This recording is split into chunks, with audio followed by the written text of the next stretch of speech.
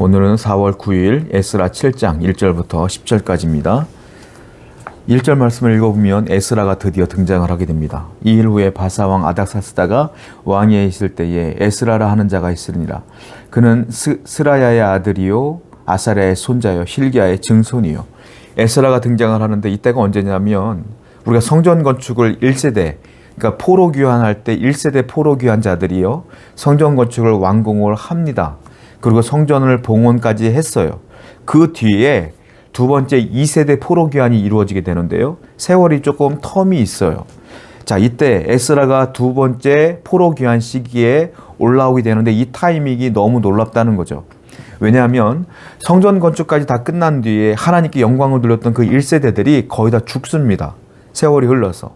그리고 명맥상 그들의 율법의 지도자, 말씀의 지도자가 없기 때문에 명맥상 신앙 공동체가 유지되고 있을 뿐 제대로 된 신앙 공동체가 유지되지 않았을 때예요. 이때는.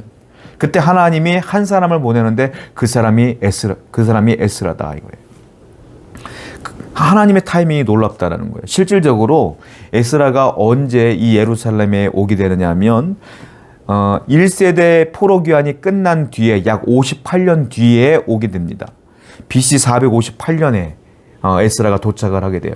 그러니까 1세대가 58년 뒤에 다 사망하고 그리고 신앙의 명맥만 남아있는 사람들만 있을 때에 에스라가 오게 되는 것이죠. 하나님의 도움이 시작된다는 거예요.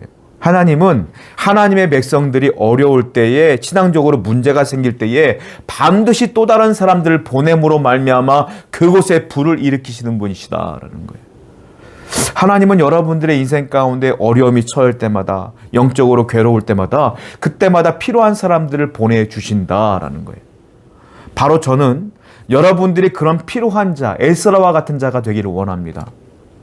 여러분들이 필요한 자마다 필요한 사람들에게 가서 그들을 일으켜 세워주는 그런 귀한 사역을 감당하는 하나님의 놀라운 사람들이 되기를 원합니다. 그러한 사명을 감당하기 위해 기도하세요. 또 2절부터 5절입니다. 이번에는 에스라의 족보를 얘기하는데 한번 읽어볼게요. 좀 길게 얘기하는데 16대를 얘기해요. 왜냐하면 에스라의 족보는 더 길겠지만 16대까지 얘기하는 것은 에스라가 어떤 사람인가를 얘기하기 위해서예요.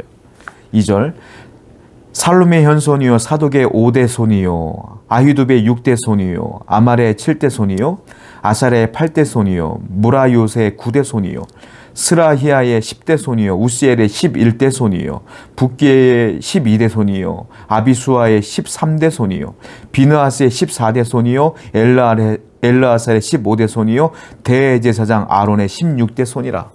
맨 마지막이 중요해요. 뭡니까? 대제사장 아론의 16대 손이 누구냐? 이 에스라다. 다른 말로 말하면 에스라는 보통 사람이 아니라 레위 지파이면서 더욱더 대제사장 아론의 후손이다. 기대가 될 만한 사람 아닙니까? 하나님이 이런 사람을 보내신 거예요. 지금 대제사장의 손자라 이 얘기를 하고 싶어서 하나님께서는 이 16대 손까지의 족보를 얘기해주고 있는 것인데 하나님의 수많은 사람들 가운데 이 위기에 처한 이스라엘의 영적인 부흥을 위하여 보낸 사람이 누구냐? 놀라운 족보를 갖고 있었던 에스라다. 이 에스라는 어떤 사람이었느냐 하면 대제사장의 후손이었기 때문에 이 사람은 하나님 앞에 올바른 사람이었고요. 신실한 사람이었고요. 거룩한 사람이었어요. 하나님은 어떤 사람을 보낼까요? 이런 자를 보내는 거예요. 신실한 자, 거룩한 자, 하나님과 끈끈하게 연결되어 있는 자를 하나님이 사용하신다. 하나님은요, 바로 여러분들이 하나님께 붙어 있을 때 여러분들을 사용하시는 거예요. 하나님은 여러분들이 말씀대로 거룩하려고 성결하려고 노력하며 성령의 9가지 열매를 맺으며 살아갈 때에 하나님이 여러분들을 사용하시는 거예요. 여러분들이 지을 죄 다 지으면서 살아간다면 하나님이 여러분들을 사용하겠느냐라는 거예요. 우리의 삶의 목적, 우리는 구원받은 사람으로서 이 땅을 살아갈 때에 삶의 목적이 뭐가 되겠어요? 우리의 삶을 통하여 영혼을 구원하는 자가 되어야 되겠죠. 우리의 삶을 어떻게 살아야지 그들이 우리를 보고 예수를 믿겠습니까? 거룩하게 살아야죠. 정결하게 살아야죠. 말씀대로 살아야죠. 세상과 구별되게 살아야죠. 그렇게 살 때에 하나님이 우리를 사용하신다. 그런 믿음의 사람이 되기를 축원드립니다. 6절을 보겠습니다. 이 에스라가 바벨론에서 올라왔으니 그는 이스라엘의 하나님 여호와께서 주신 모세의 율법에 익숙한 학자로서 그의 하나님 여호와의 도우심을 입음으로 왕에게 구하는 것은 다 받는 자였더라. 그가 바벨론에 있을 때요, 인정받는 자였어요. 특히 왕에게 인정받는 자였어요. 그는 누굽니까? 율법 학자라고 써 있어요. 학자는 직분으로 말하면 서기관입니다. 그러니까 율법 학자예요. 율법에 정통한 자예요. 말씀을 달달달달 외우는 사람이에요. 근데 이 사람이 어떤 사람이냐? 또 왕에게 필요한 것들을 구할 때마다 그 바벨론 왕이 다 허락해 주셨어요. 바사 왕이 그 말을 듣고 그냥 허락해 줬다 이 말이에요. 그러니까 왕도 인정할 만한 사람이 에스라였다라는 겁니다. 왜요? 이방 사람이었던 그 바사 왕도 인정할 만한 사람이었다. 왜요? 말씀에 능통했기 때문에. 에스라는 하나님 말씀에 능통한 자였기 때문에, 그리고 그 말씀대로 살아가는 하나님 말씀을 실천하는 사람이었기 때문에, 그리고 대단하게 보인 거예요. 그게 성도는 세상에서 인정받으려면 말씀에 능통한 자가 돼야 돼요. 그리고 말씀에 머리로만 능통한 자가 아니라 말씀대로 정말로 살아가는, 실천하는, 하나님의 순종하는 하나님의 백성이 돼야지만 이 세상이 여러분들을 인정하고 여러분들의 영적 권위는 거기서부터 시작된다라는 거예요. 여러분들의 영적 권위는 말씀으로 시작되는 거예요. 그러므로 말씀을 사랑하세요. 사모하세요. 읽으세요. 묵상하세요. 그리고 거기서 끝나면 안 되고 그대로 살아가야 된다라는 거죠. 말씀의 사람이 되기를 원합니다. 7절과 8절입니다.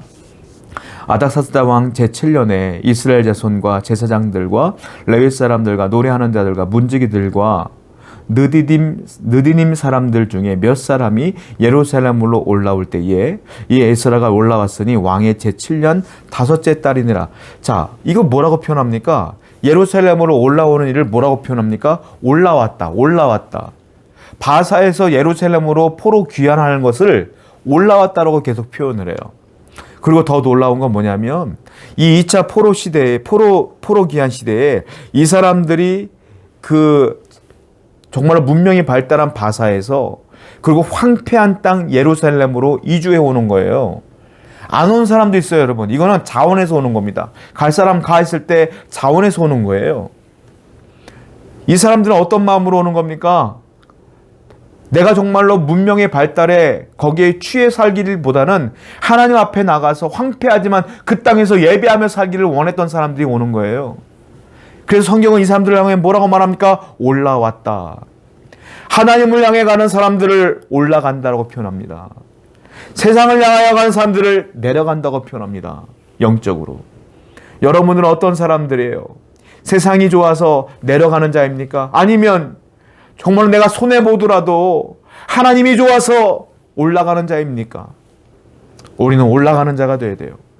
하나님을 붙들고 살아가는, 하나님의 올라가는 성도가 되어야 될 줄로 믿습니다. 그런 결단과 믿음이 있어야 된다는 거죠.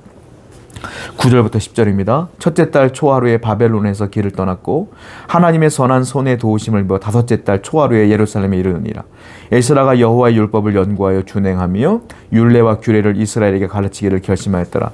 자, 얼마나 걸렸냐면 첫째 달 초하루에 시작해서 5째 달 초하루까지 걸렸어요. 그러니까 이때 거리가 바사에서 예루살렘까지 1500km인데 이들이 4개월에 걸쳐서 움직이게 되는 겁니다. 여러분, 4개월 동안 걸어가는데, 사막길을 걸어가는데 목마름과 배고픔과 강도와 독충과 동물들과 여러 가지 위험이 있었을 거 아닙니까? 그런데 그 가운데 하나님께서 다 그들을 돌보아 주셨다. 안전하게 도착을 했다라는 거예요. 하나님의 보호하심이 나타나요. 성도는, 하나님을 향하여 올라가는 성도는 하나님이 보호하신다. 하나님이 여러분들을 보호해 주실 거예요. 안심하십시오. 그리고 하나님만 붙들고 사세요. 10절 볼까요? 에스라가 여호와의 율법을 연구하여 준행하며 율례와 규례를 이스라엘에게 가르치기를 결심하였더라. 에스라가요, 그 이동하는 가운데 결심을 합니다. 결단을 합니다. 내가 예루살렘으로 돌아가서 그 있는 사람들과 여기 있는 사람들에게 하나님의 말씀을, 하나님의 율법을 연구하여 내가 전해 주겠다, 가르쳐 주겠다라고 사명을 결단하는 장면이 나오게 되는 거예요. 성도는요, 하나님 말씀을 따라 결단하는 자입니다. 우리는 항상 둘 중에 하나예요. 세상을 따를 것이냐, 하나님을 따를 것이냐. 예배할 것이냐, 말 것이냐. 기도할 것이냐, 말 것이냐. 늘 여러분들은 선택에 강요되고 있어요. 그때마다 결단하는 거예요. 어떻게 하나님의 선한 뜻을 결단하는 귀한 성도가 되어야 될 줄로 믿습니다. 오늘도 하나님의 뜻을 따라 결단하여 승리하고 하나님의 보호하심을 받는 여러분 되기를 축원드립니다. 기도하겠습니다. 하나님, 오늘 에스라처럼 우리도 결단하여 하나님 말씀의 사람이 될 수 있도록 인도하여 주옵소서. 예수님의 이름으로 기도드렸습니다. 아멘.